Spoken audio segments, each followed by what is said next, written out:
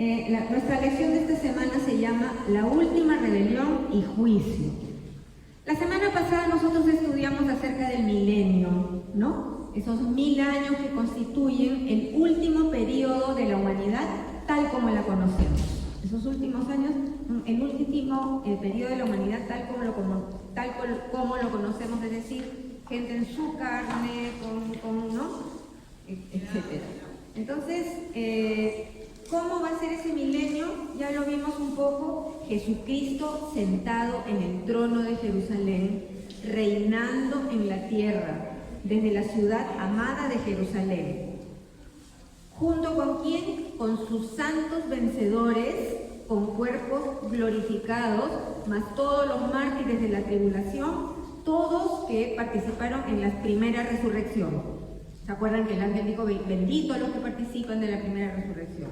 Entonces, todos ellos gobernando junto con Jesucristo, gobernando a las naciones, ¿no? Pienso yo, es un tiempo muy de judíos. Acuérdense que la mujer, o sea, Israel es escondida por Dios, guardada por Dios de la furia destructora de la bestia, guardada, dice, en el desierto, más otras naciones que probablemente no se plegaron a este monstruo, ¿no? O anticristo. Entonces, este milenio va a ser un tiempo de justicia férrea, nos dice, ¿no? ¿Por qué? Porque Jesús es el Rey, y recordemos que Jesús tiene aquellos ojos como llama de fuego, ¿no? Y dice que Él gobernará con vara de hierro. Ahora, esto a mí me hace pensar, estuve meditando cuando hacía la lección, nosotros amamos su ley. Yo por lo menos amo su ley. El año pasado estudiamos cómo Él les da a Israel, su nación, su ley, y esa ley es buena, es completa, ¿no? Si nosotros la siguiéramos, seríamos sociedades distintas, ¿ya? Ahora, nosotros no estamos bajo la ley, o sea, la ley no tiene autoridad sobre nosotros, pero la ley es hermosa, ¿ya? Entonces, esa vara de hierro tiene que ver con todo lo que Dios expresó de cómo quería que viviera la humanidad, su creación, desde el principio, ¿no? Entonces, en ese gobierno de vara de hierro va a haber evidentemente paz y bienestar. Aún no se ha erradicado la muerte, todavía está la muerte presente, y la presencia de jueces, gobernantes, nos hace pensar que también va a haber pecado, va a haber litigios, ¿no? Entonces, es fácil darnos cuenta, en ese milenio todavía habrá muerte, y la paga del pecado es la muerte. Entonces, la tierra se vuelve a poblar en estos 1000 años o tiempo, se vuelve a poblar luego de los eventos catastróficos de este imperio humano diabólico de la bestia, ¿no es cierto? Pero lo más resaltante de este periodo de la historia humana es que no va a estar Satanás presente. El engañador, el tentador, está bien amarrado, bien atado en el abismo durante ese periodo de tiempo o milenio. Entonces, Apocalipsis, eso lo hemos visto desde el principio, es un libro en el que Juan transcribe todas las revelaciones que Jesús le da, ¿no? ¿Se dan cuenta ustedes? Y Juan está apuntando todo, y el libro que estamos leyendo es todo lo que Juan apuntó de las revelaciones que recibe. Este es un regalo a la iglesia que nosotros tenemos que valorar muchísimo, mucho, ¿no? Es un libro, él transcurre. Mira lo que dice Juan en Apocalipsis 1:2, y es hablando de sí mismo, ¿no? Y da fe de todo lo que ha visto y de la palabra de Dios y del testimonio de Jesucristo. Entonces, el que da fe se le llama también fedatario, que es una especie de notario. Los notarios son fedatarios. Yo doy fe que esta firma pertenece a fulano. Es un fedatario, ¿ya? Entonces, ¿por qué digo? Vimos que desde el principio hay temas legales, hay un montón de términos legales. ¿Por qué? Porque todo nos lleva a la lección que hemos estudiado esta semana, que es el juicio final de la humanidad. El juicio final de la humanidad. Entonces, Dios, a través de la historia, buscó involucrarse con personas por medio de la fe. O sea, la persona que creía en Él, que creía que Él era, se involucraba con Él por medio de la fe, ¿no? Entonces, Abraham es el padre de la fe, y a partir de Abraham, de él y de su familia, de su linaje, ¿no? Él levantó una nación. Ese es el primer pacto, Israel. ¿Qué hizo con Israel? El año pasado lo estudiamos en ese libro tan hermoso del Mar Rojo, el río Jordán.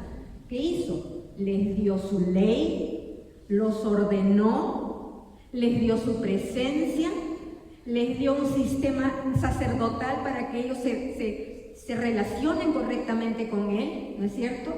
Y acuérdense que había bastante fuego consumidor, porque su presencia estaba ahí, ¿no es cierto? O sea, la presencia de Dios es fuego consumidor. Ahora, luego Él hizo algo sorprendente, algo que es la locura de la predicación del Evangelio, como dice Pablo. Él dio a su Hijo unigénito, Jesucristo, como sacrificio perfecto en favor de la humanidad. Y ese configura el nuevo pacto. A partir de Jesús, de su muerte y resurrección, comienza la era de la gracia, se echa a andar la era de la gracia en la historia. Esa hermosa posibilidad de reconciliarnos con Dios por medio de Cristo. ¿No es cierto? Ahora, los capítulos 2 y 3 de Apocalipsis son una evaluación, un foda que Jesús está haciendo a su iglesia, donde Él habla de los vencedores, porque en todas las iglesias, en las 7, a pesar de sus problemas y amenazas, hay vencedores, ¿no es cierto? Pero también en ese mensaje advierte. ¿Y qué es lo que advierte Jesús? Nos advierte de un profundo engaño, un engaño enorme, tremendo, que invadirá al mundo entero, incluyendo a la iglesia. ¿Ok? La historia de la humanidad, mis amigos, pareciera una historia de esperanzas frustradas, ¿no? El primer pacto, la ley, a pesar de que la ley es hermosa, ¿no? Y que Dios anhelaba una nación de sacerdotes y gente santa en Israel, no se dio. El segundo pacto de la iglesia, igual, Jesús, Dios, soñaron ¿con qué? Con una iglesia que sea pueblo suyo y que seamos luz y sal del mundo. Que seamos un reino de sacerdotes al servicio de Dios su Padre. Eso también lo establece Juan al principio del libro de Apocalipsis, ¿no? También hemos visto la semana pasada acerca del milenio, porque el milenio pues tiene un tema misterioso que no lo llegamos a entender del todo, ¿ya? Pero lo que podamos entender, entendámoslo, ¿ya? Vimos también la semana pasada cómo la mente humana tuvo impreso en su ser la idea acerca del paraíso perdido, ¿no?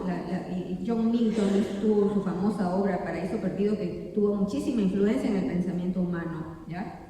También tuvo la idea, el sueño de la utopía de la sociedad perfecta. Lo vimos también, ¿no? A lo largo de la historia. Pero la realidad, mis amigos, es que ese paraíso que perdimos está bien resguardado por un ángel con una espada de fuego. O sea, está cerrado para la humanidad. No hay acceso al paraíso para la humanidad. Es un paraíso perdido, ¿no es cierto? Ahora, ¿cuál es la esperanza real para la humanidad?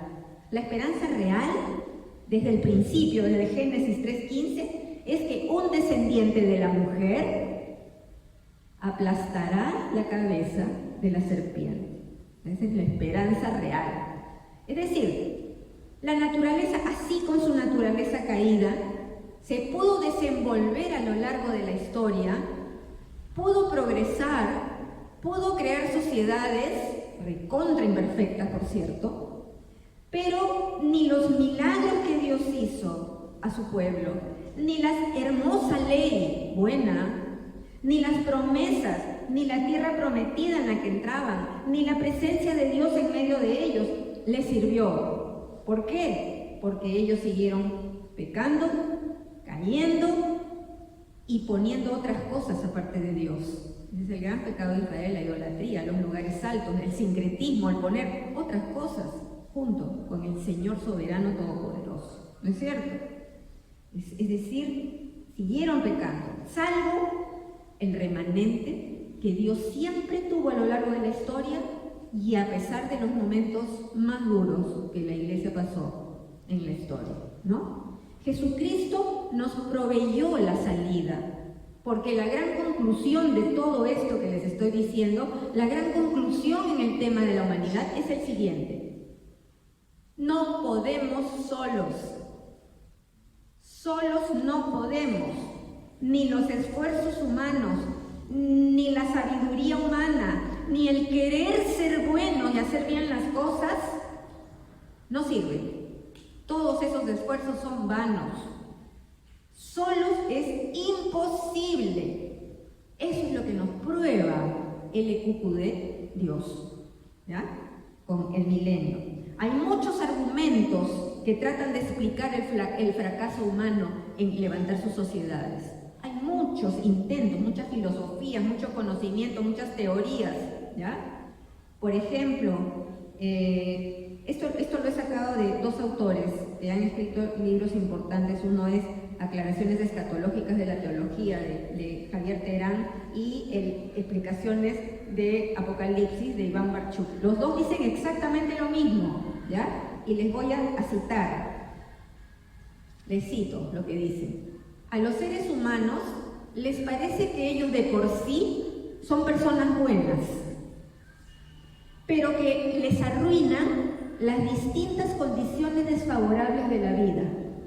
Por eso al hombre le basta ser religioso y correcto, es decir, que es suficiente reformarse y todo estará bien. Lamentablemente ellos no ven que este es el engaño más grande del diablo, porque el hombre no solo necesita reformarse, sino que debe volver a nacer de nuevo espiritualmente. Es decir, no basta ser reformado, tenemos que ser regenerados, ¿ya? Sin la regeneración, dicen, todos los planes, sistemas, esfuerzos quedarán solamente en deseos. Qué interesante, ¿no? Dicen el autor, el milenio servirá como un documento en el juicio final para cerrar la boca de aquellos quienes fueron capaces de justificarse mediante estos argumentos. Porque los mayores argumentos son, uy, que soy pobre, pues soy robé, ¿no es cierto? Y el otro muy conocido, ustedes ven cuando chapan a algún monstruo, ¿qué dice? El diablo se me metió. O sea, le echamos la culpa a las condiciones, a la pobreza. Por eso piensan que la justicia social resuelve todo. No, es la regeneración del corazón humano. Y la otra excusa es Satanás. Ay, es que me engañó. Ay, pero sí, pues, disculpa, me has echado. Es cierto que nos has hecho. Pero en esos 1000 años va a estar atadito. ¿Ya? Entonces, este es un documento. ¿Por qué? Porque Dios en su justicia no deja cabos sueltos. Esto es algo que nosotros aprendemos en Apocalipsis. Nuestro Dios, nuestro Padre Celestial, es infinitamente justo y con todo su santo derecho, así se llama esta charla, viene el día del juicio final. Vamos a ver 3 partes. Primero, el poder del engaño. Segundo, la derrota de Satanás. Y tercero, el juicio final. El poder del engaño. Pasaron los 1000 años, el tiempo señalado por Dios, bajo el gobierno de Jesucristo el Rey, que también está gobernando con su reina consorte. Qué lindo, ¿no? ¿Quién es su reina consorte? Pues ya fueron las bodas del Cordero, ya se celebraron. Su pueblo santo, su iglesia, ¿no? Los vencedores van a reinar en la tierra. Entonces Satanás es liberado por un ratito y él no ha meditado nada en su encierro, no lo pensó bien, no siquiera algo, ¿no? 1000 años tuvo para pensar. Sale como un resorte ¿a qué? A engañar, a hacer lo que mejor sabe hacer. Y a pesar del gran bienestar de las naciones, de ser regidos por un rey justo y una iglesia de jueces y gobernantes justos, ¿verdad? Él logra formar en un momento un ejército, dice la palabra, numeroso como las arenas del mar. Es evidente que la tierra se repobló bastante en este tiempo, ¿no es cierto? El milenio nos muestra una gran realidad acerca del corazón humano, y ese es uno de los grandes problemas que tenemos en el corazón, que a pesar de la misericordia y la justicia que existirán en ese momento en todo el mundo, ¿no? Y de todo el conocimiento que cubrirá la tierra como las aguas cubren la mar, no todos estarán satisfechos, porque si así fuera, no se hubieran sublevado con la bocaza del engañador, ¿ya?, contra el Señor para ir en pos de Satanás. ¿Te das cuenta? Él seguirá tentando, él seguirá sugiriendo con todo su diabólico poder de persuasión, porque él desarrolló el ministerio del engaño de una manera, pero Jesús lo dijo, él es padre de mentira, él es mentiroso y padre de mentira. Él seguirá insinuando a la humanidad que hay algo mejor, que hay algo más. Él seguirá usando como táctica los deseos de la carne, los deseos de los ojos y la vanagloria de la vida, ¿no? ¿Cómo se sabe esto? Dice la palabra en Apocalipsis que él engaña a Gog y a Magog, ¿no es cierto? En el Antiguo Testamento hay una profecía de Ezequiel, lo van a ver en su comentario, creo que ya lo empezamos a ver desde la semana pasada. Hay una profecía de Ezequiel. Ustedes saben que los profetas hablan de parte de Dios. Dios envía mensajes a su pueblo a través de los profetas. Ezequiel 38 habla de un mensaje a Gog, el rey Gog, y la nación de Magog. Ezequiel 38:10. Esto dice el Señor soberano: en ese tiempo le vendrán a la mente malos pensamientos y tramarás una estrategia perversa. ¿Qué querían ellos? Querían marchar contra Israel, querían atacar a Israel y saquearla. Van a ver en la profecía, han progresado un montón, el botín está bien gordito, está bien bacán. Entonces vemos lo mismo, con qué seduce y tienta para ejercer violencia, poder y codicia. Y hablando de codicia, la ley pues tiene ese 10º mandamiento tan profundo, ¿no?, que se instala en el corazón humano de manera secreta, porque no se ve. Quizás los otros mandamientos se refieren a cosas visibles, ¿ya?, o que se notan en la vida, pero este 10º es bien oculto, bien guardadito en el corazón. Pero este 10º mandamiento, no codicies, es el detonante para caer en todos los pecados, para romper toda la ley, porque tú ambicionas, robas, tú ambicionas, codicias a un hombre o a una mujer, ya engañaste a tu pareja, a tu esposo. Entonces, de esa codicia se genera toda la maldad humana, ¿cierto? Entonces, es tremendo. ¿Y qué nos muestra este pecado, este pecado tan oculto, tan profundo, tan del corazón? Que esta condición solamente puede ser resuelta por un Salvador. O sea, ese 10º solo nos muestra que necesitamos un Salvador. Y si nosotros vemos lo que vemos en la política, en la justicia, en todo, vemos a los gobernantes, vemos a todos esos personas, ellos no le dan cuenta a nadie de sus actos, son sus propios dioses. Ni siquiera tienen temor de Dios, porque muchos de ellos juran sobre la Biblia, y si no, que Dios y la patria os lo demanden. O sea, sí, pues Dios y la patria se los van a demandar, pero toda la población somos víctimas de todos estos engaños, de todas estas falsedades, ¿no? Entonces, la cosa es, un ambiente perfecto no puede producir un corazón perfecto. El profeta Jeremías, hace 2600 años, Jeremías 17, 9 al 10, el corazón humano es lo más engañoso que hay y extremadamente perverso. ¿Quién realmente sabe qué tan malo es? Verso 10, pero yo, el Señor, investigo todos los corazones y examino las intenciones secretas. A todos les doy la debida recompensa según lo que merecen sus acciones. Cargamos un corazón engañoso. Por eso es que aún la iglesia, aún el cristianismo puede ser presa de engaño, de este monstruo. El mensaje de Jesús a la iglesia, capítulos 2 y 3 de Apocalipsis, es fuerte y claro. ¿Y qué nos dice? El que tenga oídos, que escuche, que oiga. ¿Qué nos dice el Señor? Escucha, vuélvete a Dios, despierta. Yo conozco tus obras, yo sé todo lo que haces. Tú tienes fama que estás viva, pero estás muerta. Dices que eres rica, que tienes todo lo que necesitas, que no necesitas de nada. Pero yo te digo, eres un infeliz, miserable, pobre, ciego y desnudo. De ese nivel es el engaño en el que vivimos. Por eso la apostasía instalada en la iglesia.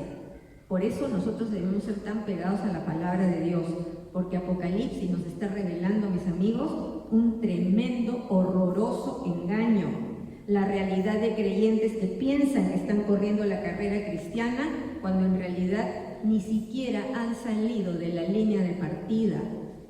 Arrepentirse, porque ese es el primer grito. Juan el Bautista lo dijo: arrepiéntanse porque el reino de los cielos se ha acercado. Jesús también, cuando inició su ministerio: arrepiéntanse porque el reino de los cielos se ha acercado. Arrepentirse implica una metanoia, es la palabra griega, un cambio en tu mente. O sea, por eso Pablo dice: no se ajusten a este siglo, no se adapten al presente, no, sino renuévense. ¿Con qué nos renovamos? Con la palabra de Dios. Cambio de mente.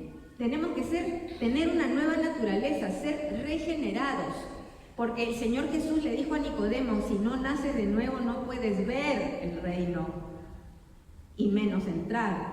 Si no ves, ¿a dónde vas a entrar? Es tremendo, ya lo vimos. No es una persona reformada, no, la iglesia no es un reformatorio, o sea, no es una persona reformada, no es parchadito, mucho menos maquillados. ¿Ya?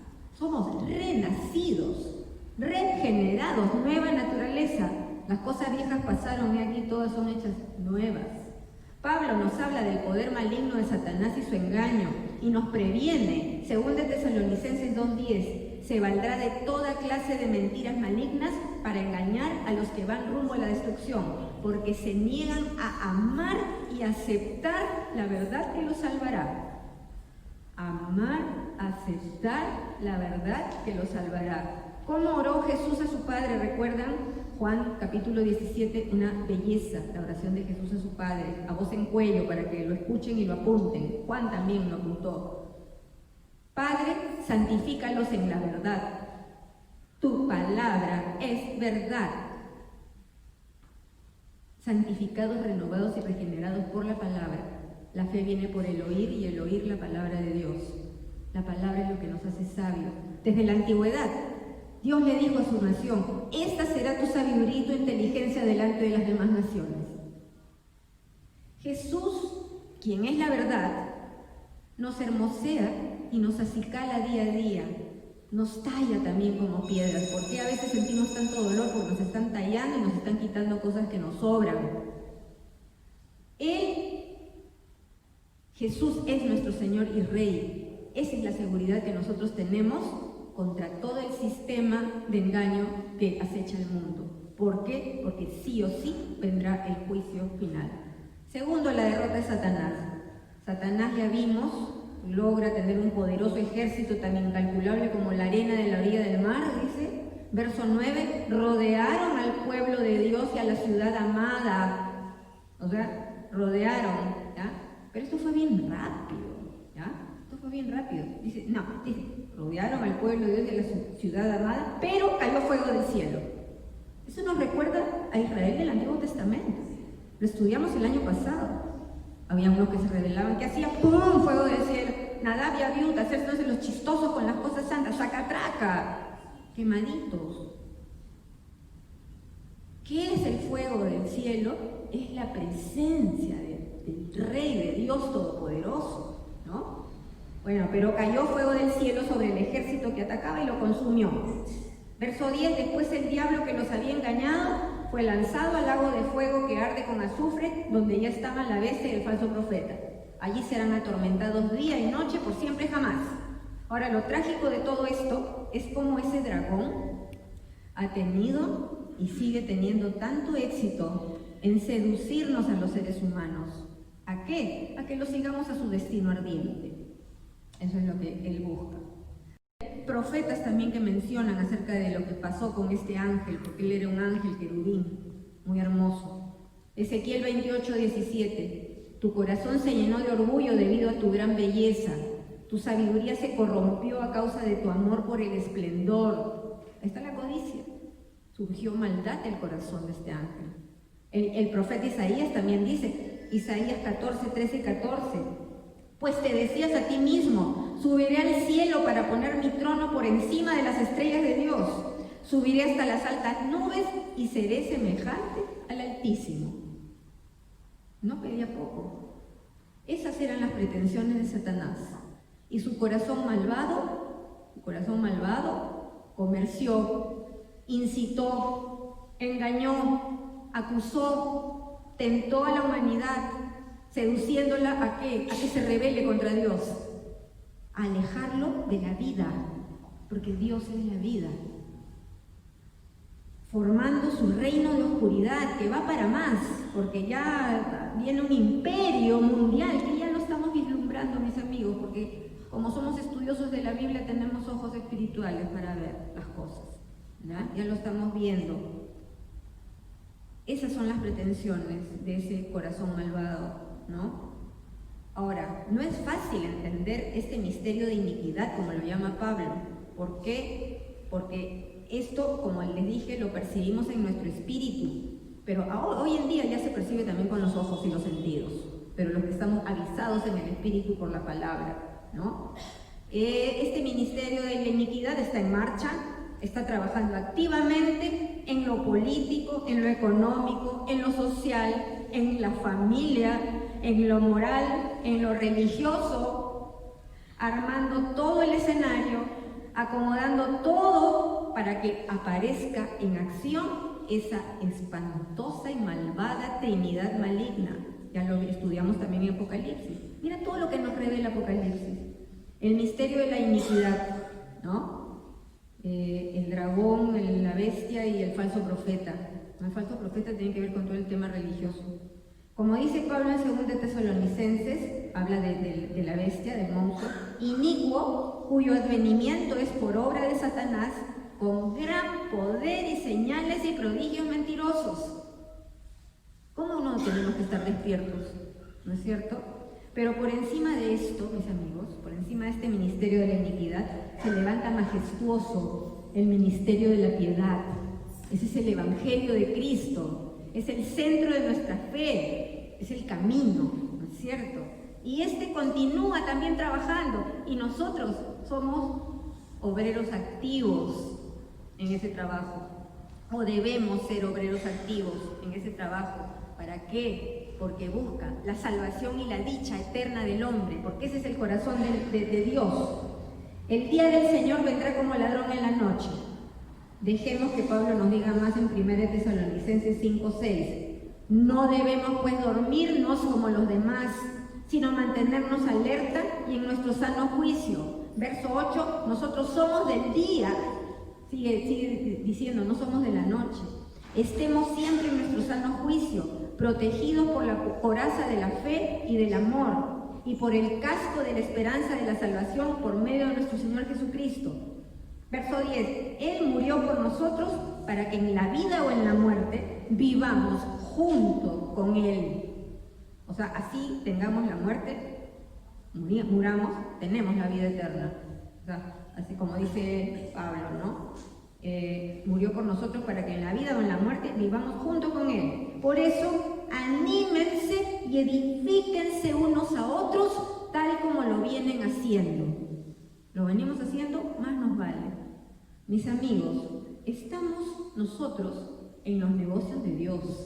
Nosotros somos los aliados del ejército vencedor, ¿no? Así que trabajemos por Cristo, nuestro amado Rey. Todavía estamos en la era de la gracia. ¿Para qué? Para que no nos sorprenda el sistema de iniquidad. Impulsemos el ministerio de la piedad, prediquemos el Evangelio, enseñémosle a la gente que hacer las cosas que Dios manda es la mejor estilo de vida y que trae mejores frutos. ¿Para qué? Para que más gente sea libre, para que más gente se refugie en Cristo.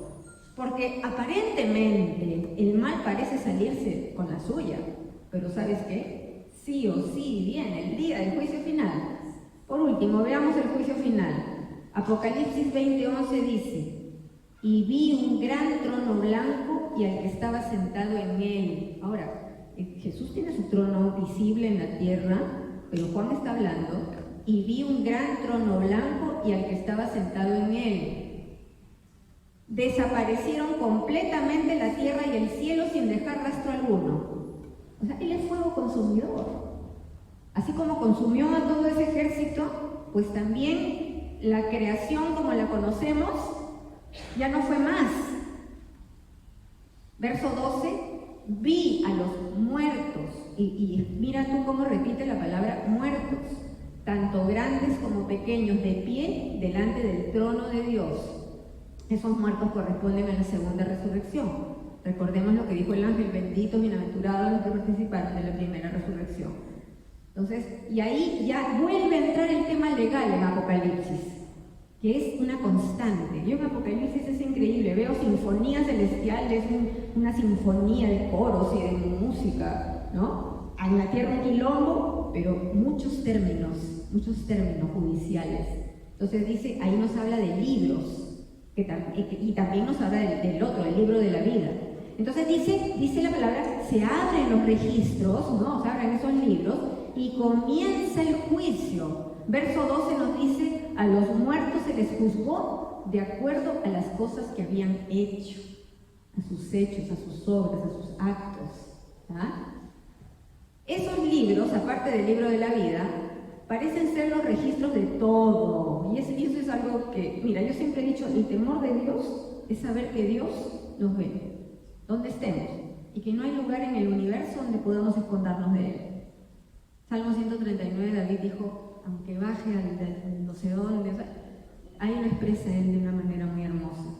Esto parece ser los registros de todo, de cada cosa que hemos hecho, de cada pensamiento, de cada palabra, de cada omisión, aún lo más secreto y profundo del corazón. Por eso a Jeremías le dice, yo soy el que escudriño lo más profundo del corazón. Por eso la palabra de Dios es viva, eficaz y cortante, penetra, aún se va hasta donde están las intenciones. O sea, ni siquiera sabemos nosotros, pero hasta ahí va la palabra de Dios. Nos escucharé. ¿Ya? Ahora, la pregunta es, ¿somos conscientes de la omnisciencia de Dios? Porque esa conciencia yo le llamo temor de Dios. Ese para mí es el temor de Dios. ¿Ya? Dice la palabra, el mar entregó a sus muertos y la muerte y el Hades, o la tumba, como dicen algunas traducciones. ¿Verdad? Es increíble, el mar quizás se refiere a las naciones o quizás se refiere al mar, ¿no? A la muerte, el Hades, todo. Y dice que todos estos que tuvieron esta segunda resurrección fueron juzgados por lo que habían hecho. Mira, nosotros sabemos que Dios juzgará con imparcialidad según su estándar. Y sabemos que su estándar es alto. Y eso Él siempre lo expresó, ¿no es cierto? Él se expresó desde la creación, desde el principio. Él se reveló, Él habló, Él advirtió, legisló, aconsejó. Él entregó a Jesucristo por la humanidad, ofreciéndole la salida. Yo te pregunto, y me pregunto a mí también, ¿tú quisieras ser juzgado por tus hechos? ¿Por lo que has hecho, lo que has pensado, lo que has dicho, lo que has estado por ahí, por allá? Mira, yo ni loca, porque soy un desastre como ser humano. Todos, no hay justo uno, dice la palabra en Romanos, ¿no? Yo no quiero juzgar, yo paso a ser juzgado por esos registros, ¿ya? ¿Saben cuál es mi realidad y la de ustedes? Desde que aceptamos el regalo precioso de la sangre de Cristo, tu nombre y mi nombre está escrito en un libro que se llama el libro de la vida del Cordero. Y eso se llama gracia. Recordamos, la justicia es dar a quien lo que merece. La gracia es darte lo que no mereces. ¿Ya? A Él le plació salvarnos. A Dios le plació vernos a través de Jesucristo. ¿Ya? Dios, mi papito y tu papito, es santo y justo, pero su misericordia también es grande. Dios exige justicia, por supuesto, sí le exige, pero Él también nos provee, porque al darnos a su Hijo, todos los que hemos extendido nuestra mano reconociendo nuestra pobreza espiritual, hemos sido revestidos de Cristo. O sea, Él nos ha dado su propia justicia, nos ha justificado, nos ha dado su propia santidad y nos ha santificado. Nuestra cuenta ha sido cancelada, nuestra deuda liquidada, pagada. Cuando Jesús dijo consumado es, ahí fue donde aplastó la cabeza del sistema del mal. Porque otorgó, nos dio la salida. ¿ya? Esa es su gracia. A Él le ha placido, y no solo le ha placido eso, porque le place también hacernos partícipes de su gloria. Cristo en ustedes, Cristo en nosotros, esperanza de gloria. ¿Ya? Entonces, gracias a Dios, porque el registro de mis hechos, que tanto me avergüenza, medita un poco en nuestros hechos, pensamientos, intenciones, nuestras cosas. El registro de nuestros hechos, mis amigos, tiene liquid paper rojo sobre todas las fechorías de nuestro corazón engañoso. Tiene un liquid paper rojo porque han sido cubiertos por la sangre de Cristo. ¿No es una noticia maravillosa? Bueno, compartamos esa noticia maravillosa, porque por la sangre preciosa de mi Rey, Él ha convertido mis pecados como la grana en blancos. Él nos ha puesto vestiduras blancas y encima nos va acicalando, hermoseando, para que seamos una iglesia santa, sin mancha ni arruga. Y hacia eso tenemos que caminar. ¿Ah? Verso 14. Entonces la muerte y el Hades o la tumba fueron lanzados al lago de fuego. Este lago de fuego es la segunda muerte. La paga del pecado es la muerte. Dios ha sido impecable con su ley. Tanto así que dio a su Hijo y que fue muerto, pero la muerte no lo pudo retener porque Él no tenía pecado. Él es impecable en su justicia. Hay mucho engaño en el mundo, mis amigos, aún en lo que conocemos como cristianismo. Y te doy ahorita unos ejemplos muy comunes de engaño. Por ejemplo, uno, lo vimos cuando estudiamos Primera de Juan, la que dice, porque todos somos hijos de Dios. La palabra no dice eso. Pero los que creyeron en Él y lo aceptaron, Él les dio la potestad de ser hechos hijos de Dios. ¿Ah? Y no creados por la pasión humana, sino por el Espíritu Santo de Dios. Otro engaño muy común, la gente se cree, nos creemos buenísimos porque no hemos matado, asesinado, o no somos contrabandistas ni violadores, ¿no? Entonces somos bien buenos. Entonces, otro engaño. Otro, no, ¿qué va a llevar? Dios es buenísimo, ¿qué va a meter gente al infierno? Eso es imposible. ¿Ah? Ese es banalizar la gracia. O que la vida es como una balanza, ¿no? Aquí están las cosas malas que he hecho, pero las buenas pesan más. ¿Quién lo dice? Nosotros. Lindas somos, de verdad. Otro engaño. Si yo cumplo con mis rituales religiosamente, ya me gané el cielo. Otro engaño más, si aguanto a mi marido que está un fregado, ya me gané el cielo. Mentiras, engaño tras engaño tras engaño. ¿Ah? No nos dejemos engañar. El camino a la vida eterna se llama Jesús y es un camino estrecho. No lo digo yo, lo dice la palabra, porque la palabra no nos soslaya, ni nos engaña, ni nos dora la píldora. Nos habla clarito. Estrecho es el camino, pocos son los que hallan el camino que va a la salvación, y ancho y espacioso es el camino que va a la perdición. Así que si andamos muy sueltos así, miremos bien dónde estamos.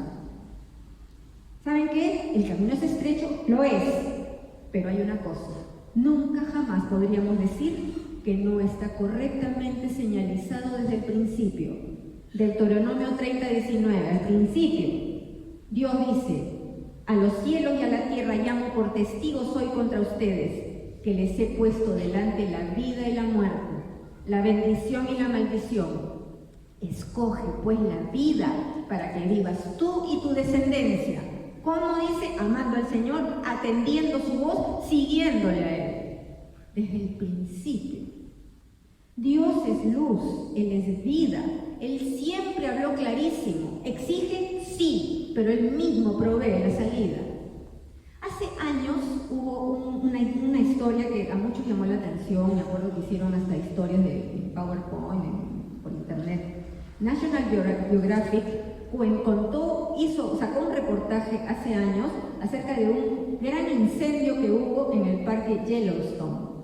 Luego del incendio, siempre lo que hacen es pasearse por todo el bosque para ver si hay alguna llamita, alguna chispa que pueda volver a encender el incendio, ¿no es cierto? Entonces, este es un guardabosques que paseaba entre los restos chamuscados, ¿no?, buscando si había algo, y vio al pie de un árbol a un ave chamuscada.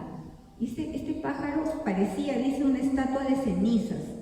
Entonces, cuando se acercó, porque le llamó la atención, la tocó con su bastón, y de abajo de ese pájaro salieron 3 polluelos vivos. Entonces él pensó inmediatamente, y por eso se escribieron el reportaje, él pensó, esa mamá pudo volar, tenía alas, pudo salir volando, pero decidió proteger a sus polluelos. Y esto, ¿sabes a quién me recuerda?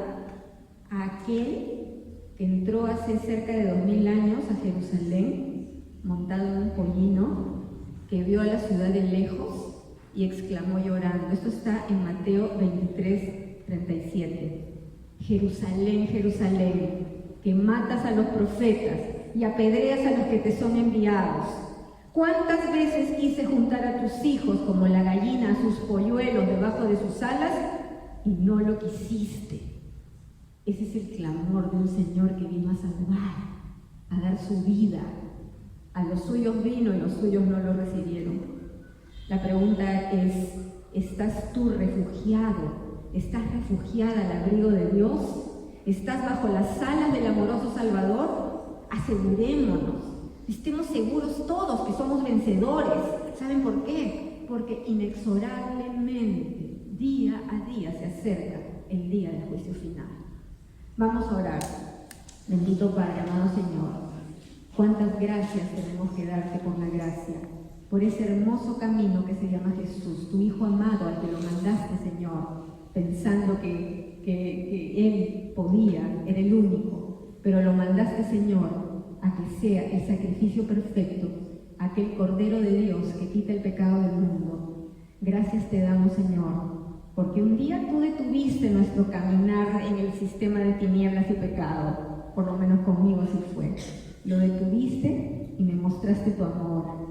Nos enseñaste que tú, Jesús, habías pagado, cancelado toda nuestra deuda en aquella cruz, lo cual nos hacía libre, lo cual, aceptándote a ti en nuestro corazón, diciéndote te necesito, Dios bendito, aquí está mi vida, Señor, tú nos sellabas con tu Santo Espíritu como propiedad tuya, y tú agarrabas, abrías ese libro de la vida del Cordero, el registro de tu gracia, y escribías nuestro nombre. Gracias por tu bondad. Gracias, Señor, porque tú, como el novio que hace participar a su esposa de todos sus bienes y bendiciones y gloria, lo haces con nosotros, tu iglesia. Yo te ruego, Señor, que permitas que tu Santo Espíritu nos escudriñe hasta lo profundo del corazón y vea si hay en nosotros camino de perversidad y nos pongas en el camino correcto que eres tú, nos llenes de propósito, nos muestres, Señor, por qué nos hiciste como nos hiciste, para que podamos, Señor, bendecir, podamos hacer avanzar tu reino hermoso sobre esta tierra, podamos compartir tu palabra preciosa y decirle a la gente de tu amor y de tu hermosa salida en Cristo Jesús. El camino es estrecho, sí, pero caminamos en yugo contigo, Señor Jesús. Tú nos encaminas, nos alientas, nos hermoseas. Tú eres nuestro abogado, Señor, cuando metemos la pata. Tú nos has dado la libertad, nos das a conocer tu palabra, nos permites en libertad estudiarla aquí en comunidad, Señor. Te pedimos por tu iglesia en todo el mundo, Señor, para que sepamos levantarnos y ser lo que tú soñaste, luz del mundo y sal de la tierra. Gracias, Rey bendito, por ser tan maravilloso, Señor, y por actuar poderosamente en cada circunstancia de nuestra vida, grande o pequeña. Tú eres el soberano del universo. Gracias, Dios bendito, Señor Todopoderoso, oramos